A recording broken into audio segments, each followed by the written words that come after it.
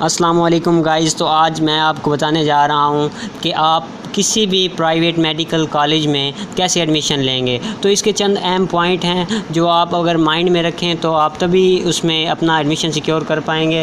اس لیے آپ کو چاہیے کہ اگر آپ نے نمز ٹیسٹ دیا ہے تو اس کی بیس پہ آپ CMH میں اپلائی کر سکتے ہیں، جس میں CMH لاہور آتا ہے، ہمارے پاس CMH ملتان آتا ہے، اس کے علاوہ ہمارے پاس واہ میڈیکل کالج آتا ہے۔ اسی طرح اگر ہم بات کریں UHS سے ایفیلیٹڈ میڈیکل کالجز کی تو اس کے ساتھ ہمارے پاس FMH آ جاتا ہے، اس کے بعد شالامار میڈیکل کالج آ جاتا ہے، شریف میڈیکل کالج آ جاتا ہے، راشد لطیف آ جاتا ہے۔ تو ان کی رینکنگ پر میں ایک علیحدہ سے ویڈیو بناؤں گا جو انشاءاللہ آپ کے ساتھ شیئر کروں گا۔ تو آج ہم نے صرف بیسک باتیں کرنی ہے کہ مطلب آپ کے 120 UHS کے ٹیسٹ میں اگر مارکس ہیں تو آپ اپلائی کرنے کے لیے ایلیجیبل ہیں، اور اس کے علاوہ آپ کے 70% FSC میں مارکس ہونے چاہیے۔